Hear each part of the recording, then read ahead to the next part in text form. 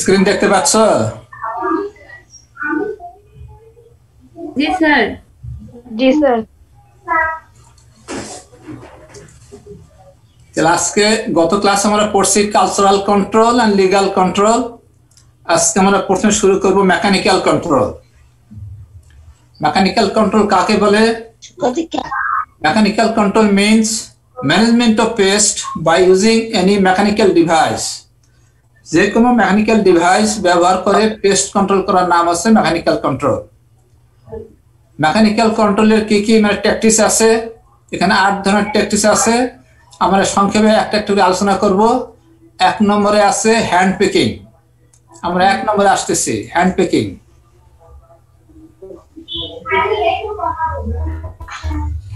Hand Peking মানে হচ্ছে কি হাত দিয়ে ইনসেক্ট পেস্ট ধরে কিল করা। মানে এটা শুনতে একটু কেমন লাগতেছে না? হাত দিয়ে আমরা পোকা ধরে কেমন করে আমরা পেস্ট কন্ট্রোল করব?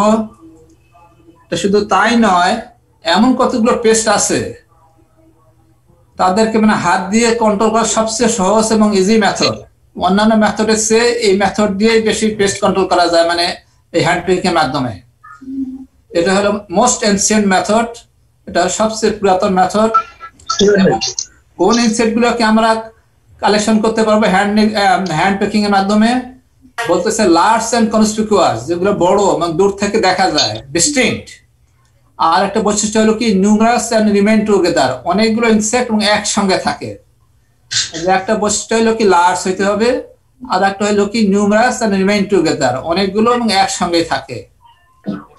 তাদেরকে আমরা হ্যান্ড পিকিং এর মাধ্যমে কালেকশন করতে পারি। অনেকগুলো एग्जांपल এখানে তোমাদের দেওয়া আছে। আমি প্রথমে একটা एग्जांपल বলি।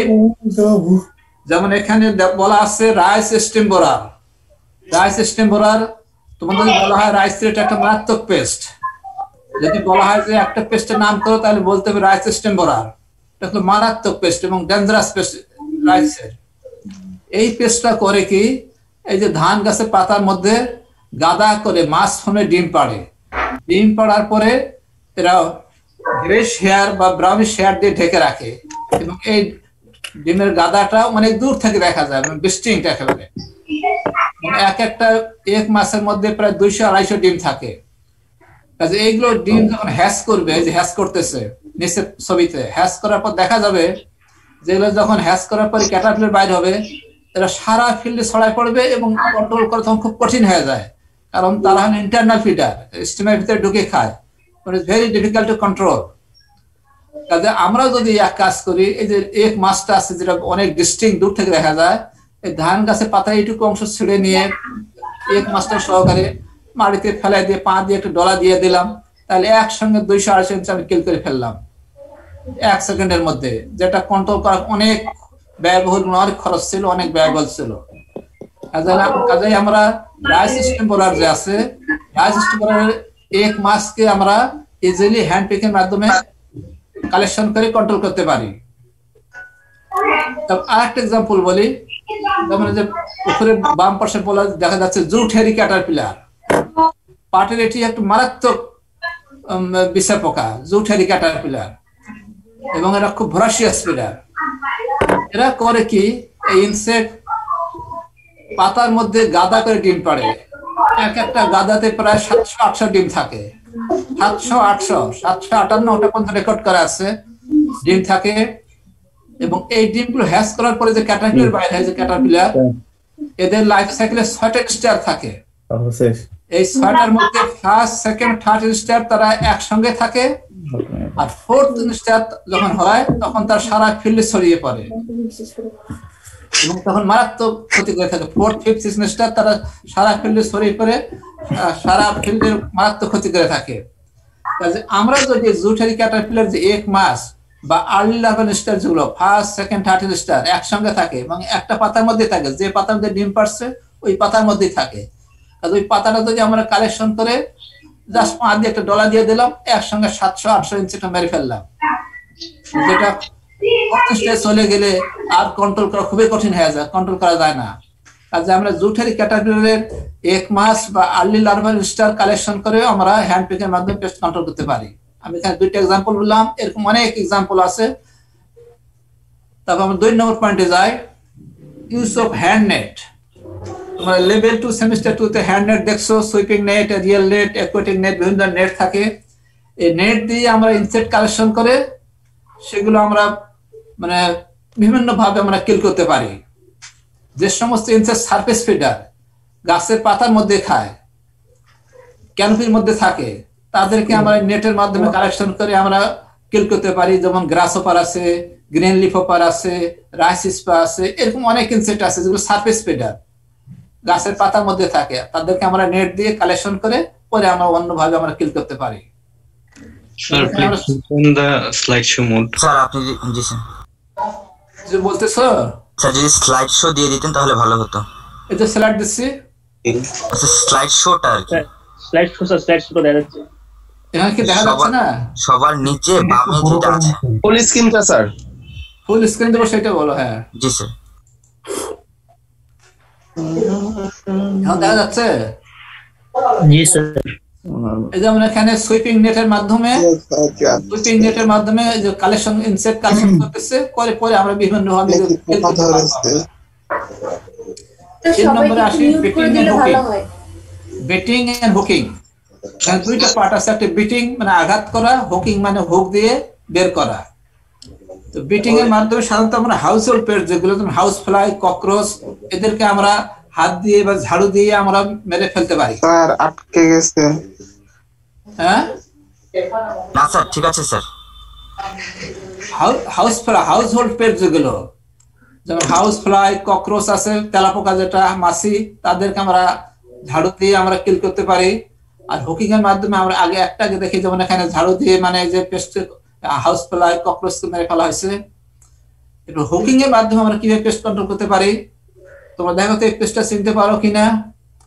এটা হলো তোমরা লেভেল 2 তে দেখছো, long horn wood boring beetle. Long horn wood boring beetle level 2 তে দেখছো তোমরা, একটা শ্রাম্বাইসিডি ফ্যামিলির মধ্যে কলিপ্টরা অর্ডারের। এর স্পেসিফিক নাম হলো ম্যাঙ্গো স্টেম্বোরার। ম্যাঙ্গো স্টেম্বোরার করে কি, ম্যাঙ্গো গাছের স্টেমের মধ্যে, স্টেমের মানে বাকলের মধ্যে তারা ডিম পাড়ে। এই ডিম পাড়ার পর ডিমগুলো যখন হ্যাশ করে গ্রাফ বাইরে হয়, নিচে দেখা যাচ্ছে গ্রাফ দেখা যাচ্ছে, এরা এরকম ছিদ্রের ভেতরে ঢুকে পড়ে। ভেতরে ঢুকে ভেতরে জাইলেম ফ্লেম তারা মানে পরিবহন টিস্যু যেগুলো জাইলেম ফ্লেম যেগুলো সেগুলো খেয়ে ফেলে, তারপরে গাছটা এভাবে মারা যায়। বাম পাশে নিচে বাম পাশে গাছটা মারা গেছে প্রায়। এদেরকে আমরা করতে পারি কি, আমরা যদি একটা তার নেই, তার নিয়ে মাথাটা একটু হুক বানাই, হুক করে একটু বাঁকে দিয়ে হুক করে ওই তারটাকে ভেতরে ঢুকে দিয়ে যদি টান দেই, তাহলে গ্রাফটা বের হয়ে আসবে হুকের মাধ্যমে, পরে আমরা এটাকে কিল করতে পারবো। এখানে আর একটা এক্সাম্পল বলা আছে, যেমন রাইনোসেরাস বেটিল নারকেল গাছের মধ্যে হয়, একইভাবে আমরা হুক দিয়ে আমরা কন্ট্রোল করতে পারি। শেকিং এন্ড জারিং, 4 নম্বর শেকিং এন্ড জারিং অর্থাৎ ঝাঁকুনি দিয়ে গাছ। যে সমস্ত গাছ হলো স্মল ট্রি, বিশেষ করে শ্রাব জাতীয় গাছ, স্মল ট্রি, তাদেরকে আমরা ঝাঁকুনি দিয়ে পেস্ট গুলোকে নিচে ফেলাই দিয়ে সেগুলো কালেকশন করে আমরা কিল করতে পারি। যদি আমরা ছবিতে দেখি, যেমন ডান পাশে যে ভদ্রলোক, তার আমেরিকার প্রফেসর, সে গ্রেট ইউনিভার্সিটি প্রফেসর, সে তার খ্রিসমাস ট্রির মধ্যে পোকা ধরছে, ময়লা পড়ছে, সে নিচে একটা সাদা পলিথিন বিছিয়ে দিছে, ট্রিটাকে নিয়ে এসে ঝাঁকুনি দিতেছে, সব নিচে ফেলাই দিচ্ছে, গাছটা পরিষ্কার হয়ে গেল, পোকা মাকড় সব পড়ে গেল, পরে এটা কালেকশন করে পরে কিল করে ফেললো। সিভিং এন্ড উইনোয়িং, সিভিং আমরা চালনি দিয়ে সাধারণত স্টোরড গ্রেন পেস্ট যেগুলো স্টোরড গ্রেন পেস্ট স্টোরেজে হয়, তাদেরকে আমরা চালনি দিয়ে মানে আমরা আলাদা করে পরে কিল করতে পারি। যেমন রাইস উইভিল, রেড ফ্লাওয়ার বেটিল, এই যে নিচে ছবিতে দেখানো যাচ্ছে রেড ফ্লাওয়ার বেটিল আটার মধ্যে হয়। এই যে আটাগুলো যদি আমরা চালনি দিয়ে এরকম চালনি দিয়ে চালি, তাহলে পেস্ট গুলোকে আমরা আলাদা করে তখন আমরা কিল করতে পারবো। এরকম আমরা চালনি দিয়ে চালের মধ্যে যে স্টোর গ্রেন পেস্ট হয়, তাদেরকে আমরা আলাদা করে আমরা পরে কিল করতে পারবো।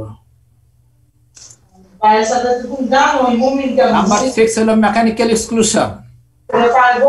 মেকানিক্যাল এক্সক্লুশন হলো কি, মেকানিক্যাল ব্যারিয়ার সৃষ্টি করা, ব্যারিয়ার দিয়ে দেওয়া, যাতে পোকা উপরে উঠতে, গাছের উপরে উঠতে না পারে বা গাছের ভেতরে ঢুকতে পারে বা ফলমূলের ভেতরে ঢুকতে না পারে, মানে ফিজিক্যাল ব্যারিয়ার সৃষ্টি করা, প্রিভেন্ট করা তাদের, যাতে ভেতরে ঢুকতে না পারে।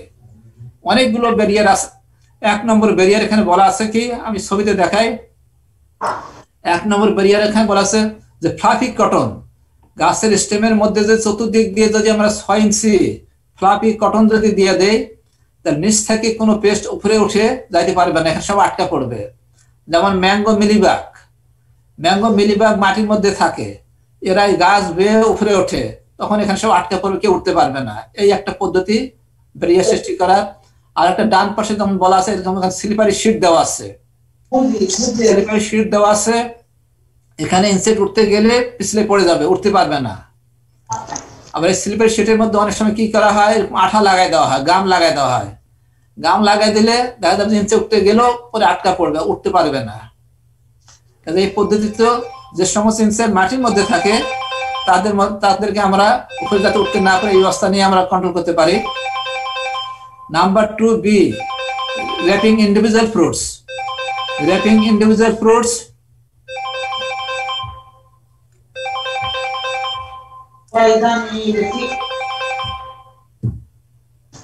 Wrapping individual fruits.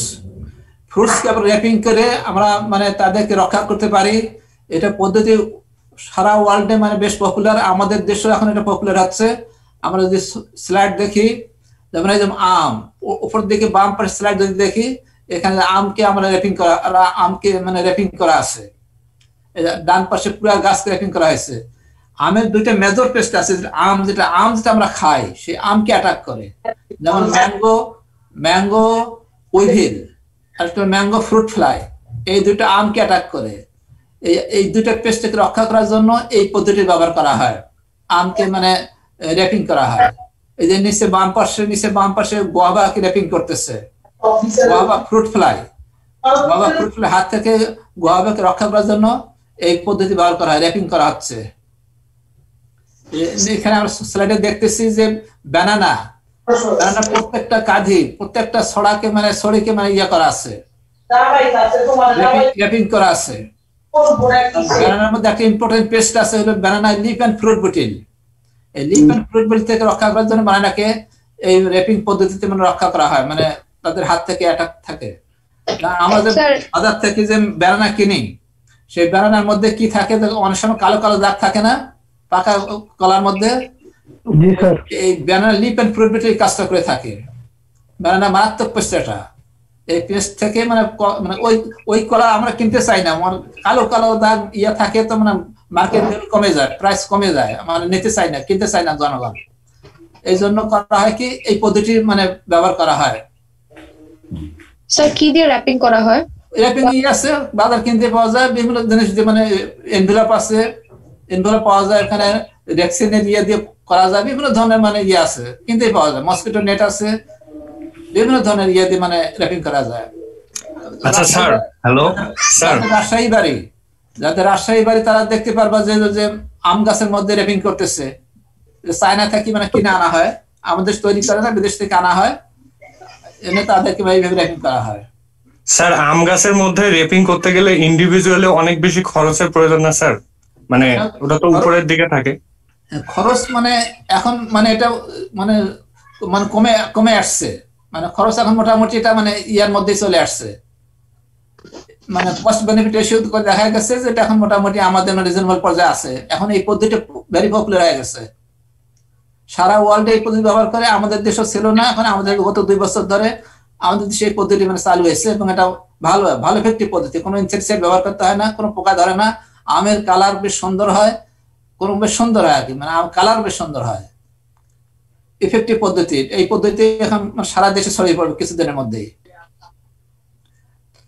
তারপর number C, scaring birds and bats, attacking fruits and grain crops by creating noise. ভয় দেখিয়ে পাখিকে এবং বাদুরকে আমরা দূরে সরাই দিতে পারি, দিয়ে মানে আমাদের ক্রপকে রক্ষা করতে পারি। যেমন যাদের বাড়ি রাজশাহী, দিনাজপুর, তাদের দেখবা যে মানে লিচু গাছ, লিচুর মধ্যে মেইন পেস্ট কি বাদুর, তাই না? এই বাদুরকে যদি আমরা মানে একটা টিন নিয়ে যদি আমরা ঢোল বাজাই, শব্দ করি, এটা যেটা সাধারণত করা হয়, গাছের মধ্যে টিন বাঁধে দেওয়া হয়, একটা দড়ি দিয়ে টান দিয়ে দেয়, শব্দ হয়, মানে সব বাদুড় সব পাখি সব চলে যায়। এই কাজটা করা হয়, মানে এটা ভয় দেখানো। ধান খেতে যদি মানে ধান পাকিলে বাবুই পাখি, কবুতর, টিয়া পাখি এরা সব ধান খেয়ে ফেলে, তখন টিনের মধ্যে শব্দ করে বা হাতের দিয়ে শব্দ করিও বা টিনের মধ্যে শব্দ করলে সব পাখি চলে যায়। মোট কথা হলো ভয় দেখিয়ে পাখিকে বা বাদুরকে সরিয়ে দেওয়া। এটা বেশি মানে লিচু গাছের মধ্যে সবচেয়ে বেশি ব্যবহার করা হয়, মানে লিচুর ব্যাটের হাত থেকে, মানে বাদুরের হাত থেকে লিচুকে রক্ষা করার জন্য। যেমন এখানে দেখা যাচ্ছে স্লাইডের মধ্যে ডান পাশে এখানে দড়ি দিয়ে টানা আছে, দড়িটা টান দিবে, শব্দ হবে, পাখি সে উড়ে যাবে। ডান পাশে হলো কি একটা ইমপ্রুভ মেথড, এখানে একটা ডিস্ক আছে, ডিস্কের মধ্যে সাউন্ড মানে রেকর্ড করা আছে, কিছুক্ষণ পর পরে শব্দ হবে, শব্দ হলে তারপর আর আসবে না, সব ঘরে পালিয়ে যাবে পাখিরা। যেমন এখানে কি বলা আছে, কাকতাড়ুয়া দেওয়া আছে, কাকতাড়ুয়া আমরা অনেক সময় ব্যবহার করি যাতে পাখিরা ভয় পায়, ফেলতে আসতে না পারে। এরপরে আসে ট্রেন্স কাটা। এটা আমাদের দেশের সমস্যা না, এটা সাধারণত মরুভূমি অঞ্চলে, যেগুলো মরুভূমি অঞ্চলের একটা পেস্ট আছে লোকাস্ট, তোমার নাম শুনছো লেভেল 2 তে অর্থোপোডা অর্ডারে অ্যাক্রিডি ফ্যামিলি, লোকাস্ট গ্রাসহপার নাম শুনছো না? সেই লোকাস্টটা হলো কি মারাত্মক পেস্ট, যেহেতু বাংলায় বলা হয় পঙ্গপাল, এবং এরা 100, 200, হাজারে হাজারে হয় না, এরা লাখে লাখে কোটি কোটি হয়। এবং যখন কোনো ফিল্ডে তারা করে কি, কোনো ফিল্ডে যখন অ্যাটাক করে, ওই ফিল্ডে চতুর্দিক দিয়ে তারা ট্রেন্স কাটে, গর্ত করে, যখন এই যে নিমগুলো যে সব হেঁটে যাচ্ছে, যখন পাশের ফিল্ডে যাবে সবগুলো গর্তের মধ্যে পড়ে যাবে, পরে সেখান থেকে বিভিন্ন কিল করে। এটা আমাদের সমস্যা না, এটা হলো আফ্রিকান কান্ট্রি, তারা মানে এই সমস্যাটা এইভাবে তারা কিল করে, এটা আমাদের শুধু জানার জন্য। পার্সিং ফর বার্ডস ইন ক্রপফিল্ড, মানে ফিল্ডের মধ্যে পাখিদের বসার ব্যবস্থা করে দেওয়া, যেমন এরকম গাছের ডাল পুঁতে দেওয়া, এরকম বসার ব্যবস্থা করে দিলে এই পাখিগুলো তারা মানে করবে কি, পোকা সব ধরে খেয়ে মানে রিডিউস করবে। আমাদের মনে রাখতে হবে যে কোনো একটা মেথডে পেস্ট কন্ট্রোল করা যাবে না, তোমাদের পড়ানো হবে IPM, ইন্টিগ্রেটেড পেস্ট ম্যানেজমেন্ট, অনেকগুলো মেথডকে একসঙ্গে ব্যবহার করে পার্ট ব্যবহার করে পেস্ট কন্ট্রোল করা, এটা মনে রাখবে না। এই একটা মেথড দিয়ে কখনো পেস্ট কন্ট্রোল করা যাবে না। Use of high pressure water sprays, যে সমস্ত ইনসেক্ট খুব সফট বডিড ইনসেক্ট, তাদেরকে মানে গাছের পাতার মধ্যে থাকে, তাদেরকে আমরা করতে পারি কি, হাই প্রেসার ওয়াটার দিলে সব ইনসেক্ট মাটিতে পড়ে যাবে এবং তারা সব মারা যাবে। এই পদ্ধতিটা সাধারণত যারা গোলাপ বাগানের কাজ করে ইন্ডিয়াতে, আমাদের দেশে এই প্র্যাকটিসে শুরু করছে, ইন্ডিয়াতে এটা সবচেয়ে বেশি মানে জনপ্রিয়। তারা যা ওয়াটার স্প্রে করে সব পোকামাকড়, এফিড, স্কেলিং সেট, মিলিবাগ, তাদেরকে তারা কন্ট্রোল করে, যারা গোলাপ বাগান করে। ইউজিং রেড লাইট, এখানে আমরা ছবি দেখি, যেমন বর্ষাকালে আমাদের বাড়িতে অনেক পোকামাকড় আসে, আমরা যদি মানে লাল বাতি বা হলুদ বাতি জ্বালাই দেই, তাহলে সেখানে পোকামাকড় আসে না, রিপেলেন্ট হিসেবে কাজ করে। তারপর যদি আমরা নিচের ছবিতে দেখি, নিচে দুইটা ছবি দেওয়া আছে, অ্যালুমিনিয়াম ফয়েল যদি আমরা দিয়ে লাইট রিফ্লেক্ট করতে পারি, তাহলে এফিড আসে না, এফিড দূরে সরে যায়। এফিডকে আমরা অ্যালুমিনিয়াম ফয়েলের লাইট রিফ্লেকশন দিয়ে আমরা সরাই দিতে পারি। তারপর যদি আমরা প্লাস্টিক রিবন বা প্লাস্টিক ব্যান্ড দিয়ে যদি আমরা জমির মধ্যে দিয়ে দিতে পারি, এগুলো বাতাসে উঠতে থাকবে, চকমক করতে থাকবে, পাখিরা আসবে না। এই পদ্ধতি দিয়ে মানে পাখিদেরকে দূরে সরাও দেওয়া হয়। তারপর হলো কি প্লেসিং ফোল্ডার্স, এখানে হলো কি অনেক সময় বাসা বাড়িতে আমরা পিঁপড়াদের হাত থেকে রক্ষা করার জন্য কি করা হয়, আমাদের বাসার মধ্যে মিটশেপ আছে, মিটশেপের মধ্যে আমরা যদি কোনো তরিতরকারি মিষ্টি জাতীয় জিনিস রাখি, তাহলে পিঁপড়া উঠে নষ্ট করে। আমরা যদি মিটশেপে যদি মানে পায়েগুলোর মধ্যে যদি একটু মানে পাত্র দিয়ে পানি দিয়ে রাখি, পাত্রের মধ্যে দিয়ে পানি দিয়ে পায়েগুলোর মধ্যে, তাহলে পিঁপড়া উঠতে পারবে না। অথবা যে আমাদের সিল্কওয়ার্ম যেটা আছে, রেশম পোকা যদি রেয়ার করা হয়, এরকম রেয়ারিং স্ট্যান্ডের মধ্যে তাদের রাখা হয়, এরা পিঁপড়া উঠে মানে তাদের ক্ষতি করে থাকে। এই জন্য রেয়ারিং স্ট্যান্ডে যদি আমরা নিচের দিকে পানির পাত্র দিয়ে রাখতে পারি, তাহলে পিঁপড়া উঠতে পারবে না। স্ক্রিনিং, বাসার বাড়িতে যাতে পোকামাকড় ঢুকতে না পারে, দরজা জানলা ভেন্টিলেটর আছে সব আমরা স্ক্রিনিং করে দিতে পারি, নেট লাগাই দিতে পারি। সেরকম সিলকম রেয়ারিং করার সময় সিলকম একটা মারাত্মক পেস্ট হল উজি ফ্লাই। এই উজি ফ্লাই যদি মানে উজি ফ্লাইয়ের হাত থেকে সিলকম রেয়ারিং কে মানে কালচারকে রক্ষা করার জন্য সাধারণত দরজা জানলা উইন্ডো সব মানে ভেন্টিলেটর সব মানে স্ক্রিন করা হয়, না হলে আমরা কালচার রানই করতে পারবো না। এটা একটা মারাত্মক পেস্ট উজি ফ্লাই, তোমরা ফাইনাল ইয়ারে পড়বা। ইউজিং মেকানিক্যাল ট্রাপস, অনেক ধরনের ট্রাপ আছে আমাদের দেশে, মানে এখন শুরু হয়েছে ট্রাপ ব্যবহার করা হয়, যেমন ফেরোমন ট্রাপ আছে, পয়জন বেড ট্রাপ আছে, লাইট ট্রাপ আছে, স্টিকি ট্রাপ আছে, water pan trap, air suction trap, এইগুলো। ফেরোমন ট্রাপ কোন ইনসেক্ট পেস্টে ব্যবহার করা হয় আমরা একটা একটা দেখি। যে ফেরোমন ট্রাপ, ফেরোমন ট্রাপ হলো তোমাদের যখন লেভেল তোমাদের মানে লেভেল 3-তে তোমাদের ফেরোমন ট্রাপ কিভাবে তৈরি করা হয় তোমাদের শেখাবে প্র্যাকটিক্যাল ক্লাসে। ফেরোমন ট্রাপ দিয়ে সাধারণত আমাদের দেশে এখন এটা ব্যবহার হচ্ছে, খুব ভেরি পপুলার মেথড। এটা brinjal shoot and fruit borer and cucurbit fruit fly, এই দুইটা পেস্টকে কন্ট্রোল করার জন্য এই মানে ফেরোমন ট্রাপটা ব্যবহার করা হয়।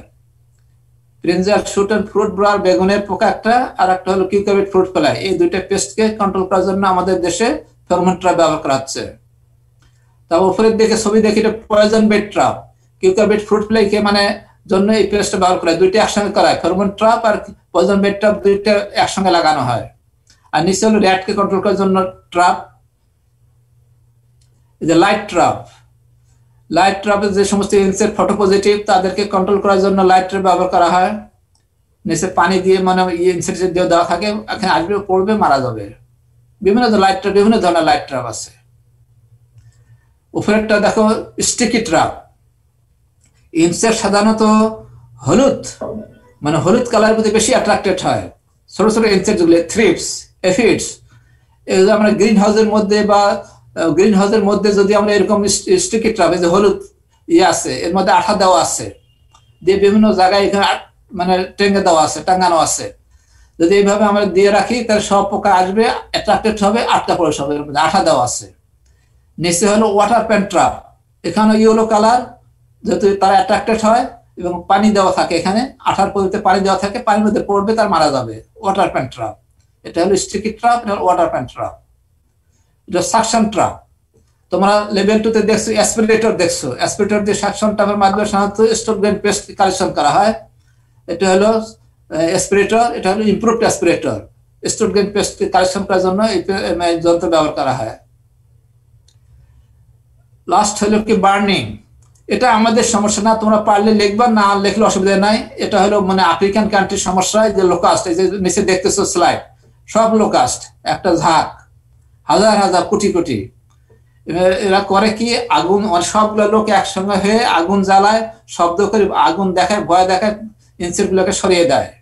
এটা আমাদের দেশের সমস্যা না, যেটা তোমরা লিখলেও পারো, না লিখলেও অসুবিধা নাই। হানিবির ক্ষেত্রে তো ওরকম করে, হানিবি আমাদের দেশে। হানিবিতে আগুন ঠিক না, মানে ধোঁয়া দেয়, কি ধোঁয়া মেনলি। তোমাদের ফাইনাল ইয়ার পড়াবে, এপিকালচার যখন পড়াবে তখন কিভাবে কালেকশন করা হয়, মধু কালেকশন করার সময় সেটা জিনিস তোমাদের পড়াবে। এপিকালচারে ওটা ধোঁয়া দেওয়া হয়, আগুন জ্বালায় ধোঁয়া দেওয়া হয়। হ্যাঁ জি স্যার, ওখানে ধোঁয়াটা মেইন কাজ করে। এখানে অ্যাডভান্টেজ দেওয়া আছে, safe method, sieve method, selective method. Disadvantage হলো specific, may fail to complete control. পড়ে নিও। হ্যালো আজিজ সাহেব। হ্যাঁ হ্যাঁ হ্যাঁ, কি আজিজ সাহেব কি বলেন? তাতে ক্লাসে আছি তো।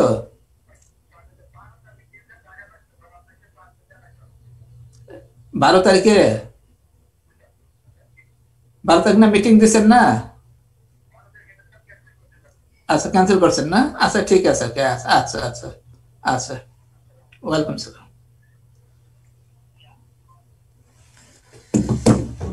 সেভ মেথড, এটা মানে কোনো ক্ষতিকর দিক নাই। সিভ মেথড মোটামুটি কম খরচ। সিলেক্টিভ মেথড, যে ইনসেক্ট পেস্ট যেগুলোকে আমরা কন্ট্রোল করতে চাই সেগুলোকে আমরা কন্ট্রোল করতে পারবো ওই মেথড ব্যবহার করে।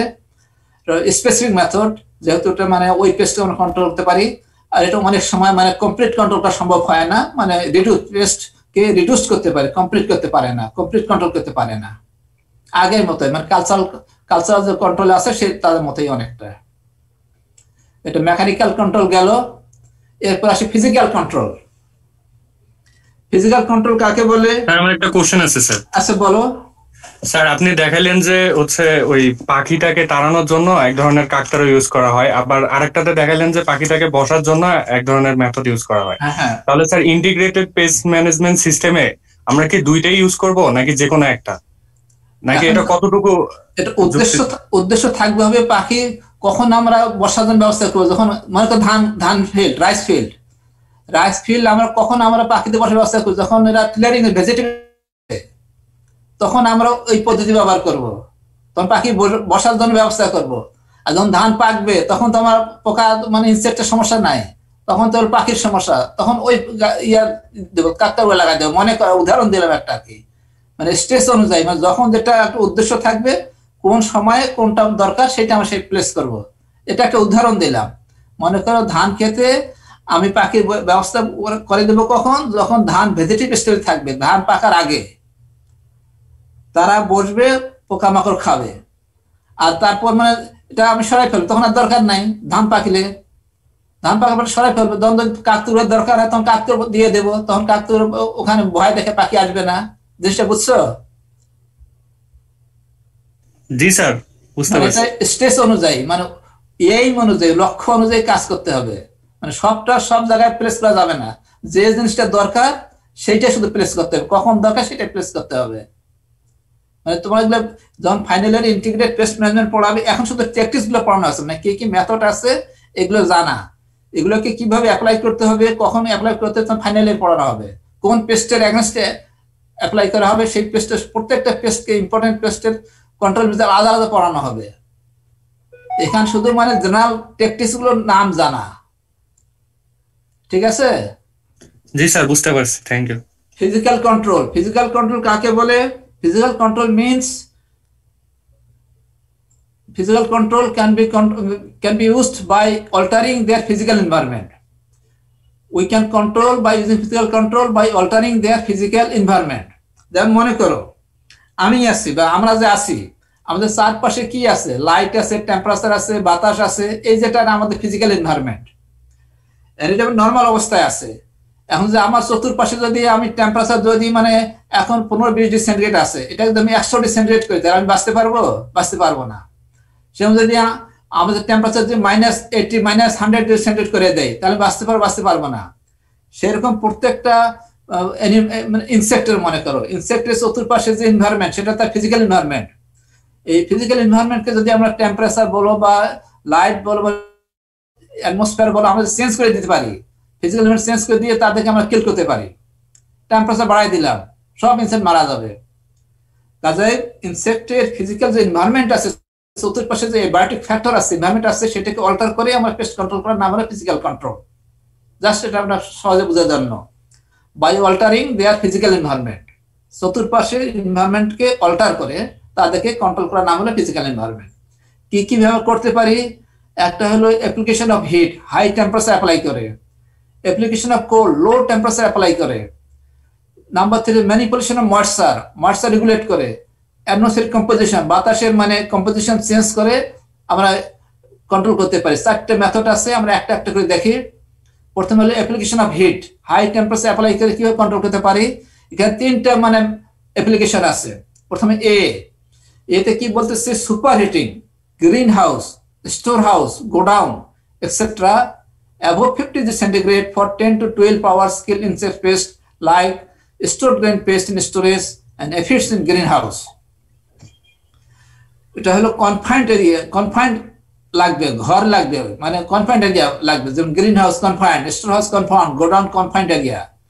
এখানে টেম্পারেচারটা যদি আমরা 50 ডিগ্রি সেন্টিগ্রেড উঠাইতে পারি যে কোনো ব্যবস্থার মাধ্যমে, 50 ডিগ্রি সেন্টিগ্রেড উপরে উঠে দিয়ে 10 থেকে 12 ঘন্টা রেখে দিলে সব পেস্ট মারা যাবে, একটাও থাকবে না। এই পদ্ধতিতে ইন্দোনেশিয়া রাইস স্টোর করে, তারা 55 ডিগ্রি সেন্টিগ্রেড ব্যবহার করে এই ইন্দোনেশিয়া রাইস স্টোর করে রাখে। তারা 50 ডিগ্রি সেন্টিগ্রেড তাপমাত্রার উপরে যদি 10 থেকে 12 ঘন্টা দেওয়া যায়, তাহলে কোনো ইনসেক্ট পেস্ট সার্ভাইভ করতে পারবে না। এটা একটা মেথড। এই পদ্ধতি ব্যবহার করছে কারা? ইন্দোনেশিয়া। তার কত ডিগ্রি সেন্টিগ্রেড ব্যবহার করে? 55 ডিগ্রি সেন্টিগ্রেড। তারপর বিতে আসতেছে কি, exposing infested grain to the sun on a পাক্কা ফ্লোর। আমরা যে ধান চাল সংগ্রহ করি, সংগ্রহ করার পরে আমরা জমা করে রাখি, বস্তায় বস্তায় গোলার মধ্যে আমরা রাখি। রাখার পরে এখানে স্টোর ব্রেন পেস্ট ধরে, রাইস উইভিল আছে, অনেক স্টোর ব্রেন পেস্ট আছে, তোমাদের ফাইনালে পড়াবে, এটা অ্যাটাক করে। এখন এইগুলো পেস্টকে অ্যাটাক করে, এইগুলো আমার করা হয় কি মাঝে মাঝে এই বস্তাগুলো যে বের করে রোদ্রে দিয়ে দেয়, মানে ঢেলে দিয়ে দেয় পাক্কা ফ্লোরের মধ্যে, পাক্কা ফ্লোর মানে গরম থাকে, সব ঢেলে দিয়ে দেয়, তাহলে সব পোকা বের হয়ে যাবে, একটাও থাকবে না। পরে এগুলো কালেকশন করে আবার বস্তায় রেখে দেওয়া।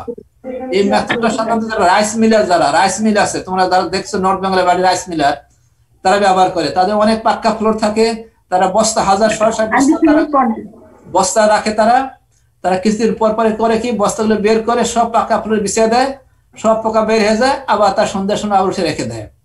এটা আমাদের যে ট্রপিক্যাল রিজন যেগুলো, সেই সব জায়গায় সব এই ব্যবস্থাটা অ্যাপ্লিকেবল। আমাদের দেশে ইন্ডিয়ায় আমাদের ট্রপিক্যাল রিজন, আমরা আমাদের দেশে এটা অ্যাপ্লিকেবল। আরেকটা হলো কি ওয়াটার ভাপার ট্রিটমেন্ট। স্যার, হ্যাঁ স্যার রাইস স্টোর করার সময় তো ফ্রেশ রাইসই স্টোর করা হয়, কিন্তু পরবর্তীতে রাইস উইভেল গুলো আসে মানে ওদের তো ওরা কোথায় খাবার আছে ওরা ঠিকই খুঁজে বাইর করে। আসে বিভিন্ন জায়গাতে বাইরে থেকে আসে, মানে রাইসের মতো থাকে না, বিভিন্ন জায়গাতে থাকে তারা। রাইস যেমন রাইস উইভেল, এরা ফিল্ডও অ্যাটাক করে, ফিল্ডও থাকে, বাইরে বাইরে থাকে। এই বায়োকোলজি তোমাদের পড়াবে ফাইনাল ইয়ারে, বায়োকোলজি তোমাদের nature of damage, bioecology and control measure পড়াবে, তখন তুমি বুঝতে পারবে এরা মানে বাইরে থাকে। তখন রাইসের মধ্যে তার চলে আসে, বিভিন্ন জায়গায় থাকে। ইনফেস্টেড একটা আমার এক ঘরের মধ্যে রাইস ইনফেস্টেশন আছে, অনেক সময় ডিম পেড়ে রাখে, ডিম সহকারে আমরা কিনতেছি, ওই ডিম পরে হ্যাশ করে, মানে বিভিন্ন সোর্স আছে ইনফেস্টেশনের। এরপরে আমরা আসি ওয়াটার ভাপার ট্রিটমেন্ট। ওয়াটার ভাপার ট্রিটমেন্টটা সাধারণত কোয়ারেন্টাইন সিস্টেমে ব্যবহার করা হয়। কোয়ারেন্টাইন সিস্টেমে যখন এক দেশ থেকে আরেক দেশে যখন ফ্রুটস বা ভেজিটেবল যখন এক্সপোর্ট করে, তখন তার মাধ্যমে যাতে ইনসেক্ট পেস্ট যাতে মানে এক দেশ থেকে আরেক দেশে না যায়, তখন তারা করে কি ওয়াটার ভাপার ট্রিটমেন্ট করে। যদি কোনো ইনসেক্ট পেস্ট থাকে তাহলে সেগুলো এই ট্রিটমেন্ট করার পরে মারা যাবে। যেমন এখানে যে একটা সিস্টেম দেওয়া আছে, এখানে সব ফ্রুটস বা ভেজিটেবল ভিতরে ঢুকে দেওয়া হয়, দিয়ে ওয়াটার ভাপার ট্রিটমেন্ট দেওয়া হয়, দেওয়ার পরে সেগুলোকে আবার বের করে মানে সব ইনসেক্ট পেস্ট থাকলে মারা যাবে, পরে এক্সপোর্ট করা হয়। এটা করতেই হয় যাতে এক দেশ থেকে আরেক দেশে ইনসেক্ট পেস্ট যাতে না পারে, যাতে যেমন লিগাল কন্ট্রোলে আমরা করছি। এরপরে আসে 2 নম্বর, application of cold low temperature apply করে কিভাবে পেস্ট কন্ট্রোল করতে পারি। হাই টেম্পারেচার দিয়ে যেভাবে আমরা পেস্ট কন্ট্রোল করতে পারি কনফাইন্ড এরিয়াতে, সেরকম লো টেম্পারেচারও আমরা পেস্ট কন্ট্রোল করতে পারি। পেস্ট সাধারণত ইনসেক্ট লো টেম্পারেচার সার্ভাইভ করতে পারে না, সাধারণত 5 থেকে 10 ডিগ্রি সেন্টিগ্রেড নিচে রাখলে কোনো পেস্ট সার্ভাইভ করতে পারে না। এই পদ্ধতিতে আমরা যেমন আমাদের দেশে যেমন পটাটো কোল্ড স্টোরেজে পটাটো রাখি, তাই না? আমরা এই যে কোল্ড স্টোরেজ, এখানে পটাটো মানে রাখা আছে, এখানে পটাটো পচে না যায়, কোনো পোকামাকড় না দেয়। পটাটো টিউবার ওয়ার্ম নামে একটা পেস্ট আছে, আমরা পটাটো রাখিলে এই পেস্টটা অ্যাটাক করে। পটাটো টিউবার ওয়ার্ম না এখানে রাখলে আর পটাটো ধরতে পারবে না। তারপরে এখানে বিদেশে ফরেন কান্ট্রি দেখো তার ফ্রুটস তারা স্টক রেখে দিচ্ছে, মাল্টা, অরেঞ্জ, আপেল এগুলো তারা রেখে দেয়। Number 3, manipulation of moisture. Manipulation of moisture, ময়েশ্চারকে আমরা বাড়িয়েও এবং কমাইয়েও আমরা পেস্টকে রেগুলেট করতে পারি। বাই রেজিং আর লোয়ারিং, দুইটা পয়েন্ট এখানে আছে। ময়েশ্চারকে বাড়িয়ে এবং লোয়ারিং কমাইয়েও আমরা পেস্টকে কন্ট্রোল করতে পারি। কিভাবে? যেমন আমরা যে প্রথম এতে বলতেছে কি, আমরা যে ধান যেটা আমরা কালেকশন করি, রাইস বা ধান যেটা বলি, আমরা হারভেস্ট করি, হারভেস্ট করার সময় এর মধ্যে ময়েশ্চার লেভেল প্রায় 15% 16% থাকে। এই ধানটাকে যদি আমরা শুকাই, রোদের শুকিয়ে যে ময়েশ্চার লেভেল যদি আমরা 8% নিচে নিয়ে আসতে পারি, 8% পর্যন্ত রাখা যায়, 8% নিচে নিয়ে আসতে পারি, তাহলে এখানে কোনো আনইনসেক্টেড ধরবে না। যখন আমরা কোনো মানে ক্রপ যখন আমরা স্টোর করব, তার ময়েশ্চার লেভেলটা 8% বা 8% নিচে রাখতে হবে, তাহলে কোনো ইনসেক্ট স্টোর পেস্টটা অ্যাটাক করবে না। যেমন এখানে ধান কাটার পরে যে সব রোদ্রে শুকাচ্ছে, ময়েশ্চার লেভেল কমাচ্ছে, কমার পর এইভাবে যে বস্তায় বস্তা রেখে দিচ্ছে, আমাদের দেশে বস্তা রাখে, বিদেশে সাইলের মধ্যে রাখে, তারা ইমপ্রুভ মেথড সাইলের মধ্যে রাখে, আমরা বস্তা বস্তা রাখি, তাহলে আর কোনো পোকা এখানে ধরবে না যদি 8% বা 8% নিচে রাখা হয়। তারপর এখানে বলতেছে কি মশার বেডিং সেন্টার। মশার বেডিং সেন্টার, মশার বেডিং সেন্টারের মধ্যে পানি যদি আমরা সরাই দেই,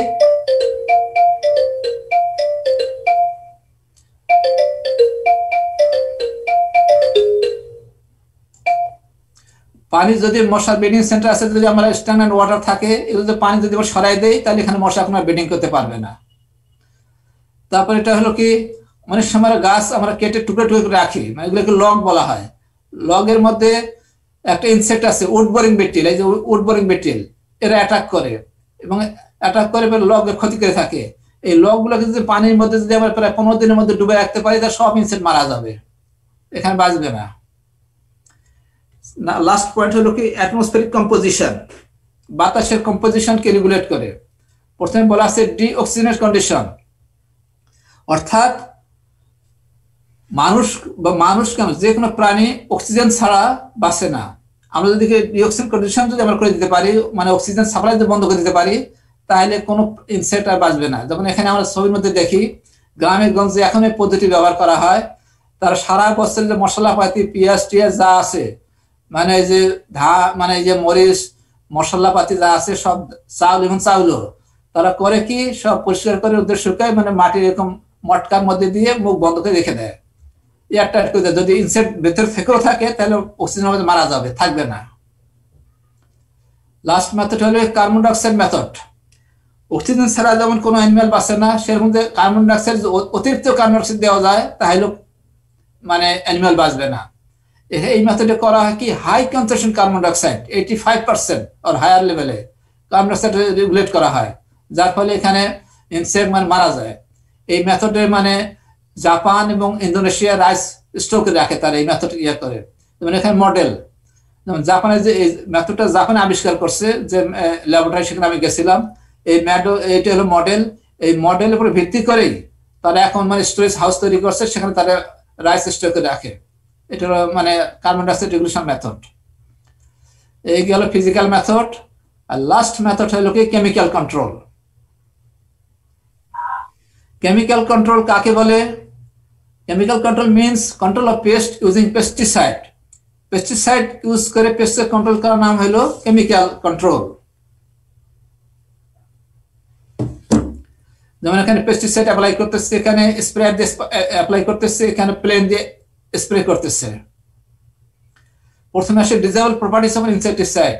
একটা ইনসেক্টিসাইডের কি কি ডিজায়ারেবল প্রপার্টিজ আছে এখানে তোমার মানে লেখা আছে তোমাদের নোটের মধ্যে, না বোঝার কিছুই নাই, তোমরা পড়ে নিও। ক্লাসিফিকেশন অফ ইনসেক্টিসাইড, আমরা 4 ভাবে ইনসেক্টিসাইড ক্লাসিফাই করতে পারি। একটা হলো on the basis of their chemical nature, on the basis of the route of entry, on the basis of their forms, on the basis of their mode of action. তোমাদের practical ক্লাসে তুমি যখন practical ক্লাসে তোমাদের একটা hand out দেওয়া হবে ক্লাসিফিকেশনের, ওই হ্যান্ড আউটটা পড়বে। এখানে নতুন করে মানে দেওয়ার দরকার নাই, ওই হ্যান্ড আউটের মধ্যে দেওয়া থাকবে, ওই হ্যান্ড আউটটা পড়বে তোমরা। মোড অফ অ্যাকশন ইনসেক্টিসাইড তোমরা এগ্রিকেমিস্ট্রি তোমরা পড়ছো, যার শুধু একটা স্মরণকে দেওয়ার জন্য সংক্ষেপে তোমাদের পড়াই আছে। এখানে নিউরন দেওয়া আছে। একটা নিউরন, নার্ভ সেলকে নিউরন বলা হচ্ছে। এটা হলো নার্ভ সেল, এটা সেন্ট্রাল বডি, সেল বডি। এই সেল বডিতে এই পাশ থেকে তারা মানে সিগন্যাল রিসিভ করার পরে যে একজন হয় চলে যায়, তারপরে একজন ব্রাঞ্চ, এটা তারপর টার্মিনাল দিয়ে তারা পরে এখানে আর একটা নিউরন থাকে, সেখানে ট্রান্সমিট করে তারা। এটা সবসময় মনে রাখবা যে সেন্ট্রাল সেল বডির দিক থেকে রিসিভ করবে, আর একজন হয়ে টার্মিনাল দিকে যাবে, এই দিক থেকে যায় না, সবসময় এই দিকে যাবে। Mode of action of organophosphate and organocarbon insecticide, এখানে তোমাদের লেখাই আছে, আমি শুধু একটু বুঝিয়ে দেই। এই যেমন দুইটা এখানে নিউরন দেওয়া আছে, এই একটা নিউরন, এই একটা নিউরন। এই যে এখানে দেখা যাচ্ছে এই নিউরন, এটা হলো সেন্ট্রাল সেল বডি, এটা হলো একজন, এটা টার্মিনাল। সেন্ট্রাল সেল বডি দিয়ে নর্মাল যেটা কাজ তাদের, সেন্ট্রাল সেল বডি দিয়ে তারা রিসিভ করার পরে সিগন্যালটাকে পাস করাচ্ছে, সিগন্যালটা যাচ্ছে, একজন হয়ে যাচ্ছে, টার্মিনাল আসবে। দুই নিউরনের মাঝখানে তো গ্যাপ আছে, এটাকে সিনাপস বলা হয়। এখানে কি সিক্রেশন হয় মনে আছে? অ্যাসিটাইলকোলিন সিক্রেশন হয়, তারপর এখানে ব্রিজ তৈরি হয়, তারপর তারা এখান থেকে সিগন্যালটা পাস করে দেয়। পাস করার পরে এখানে আবার কি সিক্রেশন হয়? অ্যাসিটাইলকোলিন এনজাইম সিক্রেশন হয়। এনজাইমটাকে এটাকে ব্রেকডাউন করে দেয়, কোলিন অ্যাসিটাইলকোলিনের সৃষ্টি করে, মানে ব্রেকডাউন করে দেওয়ার পর এখানে আবার গ্যাপ হয়, আবার রেস্টে চলে যায়। যখন সিগন্যালটা পাস করে তখন বলা হয় ফায়ারিং, আর যখন ব্রেকডাউন হয় তখন বলা হয় রেস্টিং। এটা নর্মাল কাজ, একবার ফায়ারিং হবে একবার রেস্টিং হবে, একবার ফায়ারিং একবার রেস্টিং, এটা নর্মাল প্রসিডিওর। যদি কোনো কারণে কন্টিনিউয়াস ফায়ারিং হয় তাহলে কেউ বাঁচবে না, মানুষও বাঁচবে না। এই কাজটা অর্গানোফসফেট এবং অর্গানোকার্বন ইনসেক্টিসাইড এই কাজটা করে। তারা করে কি, এই যে এনজাইম যেটা আছে এনজাইমটাকে ইনভ্যালিড করে দেয়, ইনঅ্যাক্টিভ করে দেয়। ইনঅ্যাক্টিভ করে দিলে এই যে ব্রিজটা তৈরি হলো এই ব্রিজটাকে ভাঙতে পারে না, তারপরে কন্টিনিউয়াস ফায়ারিং হতে থাকে। কন্টিনিউয়াস ফায়ারিং হয়, তারপরে ইনসেক্ট মানে ট্রিমার করে খিঁচুনি দেয়, প্যারালাইসিস হয়ে যায়, পরে মারা যায়। এইটা হলো এখানে মেকানিজম। এখানে কাজটা হলো কোন জায়গায়, সিনাপসের মধ্যে কাজটা হয়। এরপরে mode of action of pyrethrins and pyrethroid groups, এটা আমরা বুঝাই দেই। এই দুইটা নিউরন একই ছবি দেওয়া আছে। আগে এখানে কাজ ছিল কোন জায়গায় কাজটা করতো, এখানে মানে সিনাপসের মধ্যে কাজটা তারা করতো। এখন কাজটা করবে এই জায়গাটায়, মানে সেন্ট্রাল মানে সেল বডি এবং একজন সেন্ট্রাল সেল বডি যে সিগন্যালটা রিসিভ করতেছে, রিসিভ করার পর একজনে আসতেছে, এই একজনে আসা এই জায়গাটাতে এখানে একটা মানে ইয়ে আছে, সুইচ আছে, সুইচ বলা অন অফ সুইচ বলা হয়। মানে এখান থেকে যে একজন দিয়ে আসতেছে এটা এমনি আসে না, আয়নের মাধ্যমে আসে। এটা সোডিয়াম চ্যানেল বলে, ক্যালসিয়াম চ্যানেল বলে, এই দুইটা চ্যানেল, সাধারণত পটাশিয়াম চ্যানেলও আছে, বেশিরভাগ সোডিয়াম চ্যানেলের মাধ্যমে আসে। সেন্ট্রাল সেল বডি রিসিভ করার পরে এখানে সুইচটা অন হলে সিগন্যালটা সোডিয়াম চ্যানেলে চলে আসে, তারপর চলে আসে এখানে, আর অফ হয়ে গেলে আবার বন্ধ হয়ে যায়। কাজে একবার অন হবে একবার অফ হবে। অন হইলে সিগন্যালটা পাস করতে পারবে একজনে, আর অফ হইলে বন্ধ থাকবে। এটা নর্মাল প্রসিডিওর।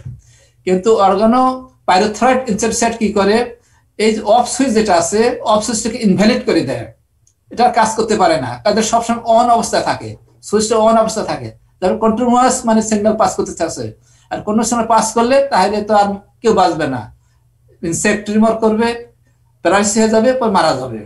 এইটা হলো মোড অফ অ্যাকশন ইনসেক্টিসাইডের পাইরিথ্রয়েডের গ্রুপের। আগেরটা কাজ ছিল কোন জায়গায়, সিনাপসে, আর এটা কাজ ছিল কোন জায়গায়, একজনের অন অফ সুইচের মধ্যে, দুইটা দুই জায়গায়। পদ্ধতিটা মোটামুটি একই। অ্যাডভান্টেজেস, এটা হলো র্যাপিড অ্যাক্টিং, খুব তাড়াতাড়ি কাজ করে, হাইলি রিলায়েবল, মোটামুটি যে কাজ করে আমরা মনে মানে বিশ্বাস করা যায়, রেডিলেবল, সব জায়গায় পাওয়া যায়, কস্ট এফেক্টিভ, দাম খুব কম। তো ডিমেরিট সবচেয়ে বেশি এদের, ইনসেক্ট রেসিস্ট্যান্স ডেভেলপ করে, মানে খুবই খারাপ অবস্থা। অ্যাডভার্স ইফেক্ট থাকে নন টার্গেটেড অর্গানিজমের ক্ষেত্রে, হানি বি আছে, তারপরে প্রিডেটর আছে, প্রাইসেট আছে, এদের ক্ষেত্রে ক্ষতি করে থাকে তারা। পেস্ট রিসার্জেন্স করে, আউটব্রেক অফ সেন্টারি পেস্ট মানে তারা করে। মানে এটা কিভাবে হয় তোমাদের কনসেপ্ট প্রফেসর মাসুম আহমেদ সাহেব পড়াবে। রেসিডু ইন ফুড অ্যান্ড ফিড, খাবারের মধ্যে এই যে রেসিডু থেকে যায়, হেলথ হ্যাজার্ডস, স্বাস্থ্যের ক্ষতিকর, এনভায়রনমেন্টাল পলিউশন করে, আরো অনেক ক্ষতিকর দিক আছে। কাজে এগুলো তোমরা আস্তে আস্তে আরো অনেক জানবা। তাহলে এই আমি বলছিলাম তোমাদের যে 5টা কন্ট্রোল মেজার, কনভেনশনাল মেথড, একটা cultural control, mechanical control, physical control, chemical control, legal control. গত ক্লাসে আমরা 2টা পড়ছি, আজকে 3টা পড়লাম, এই পর্যন্ত শেষ।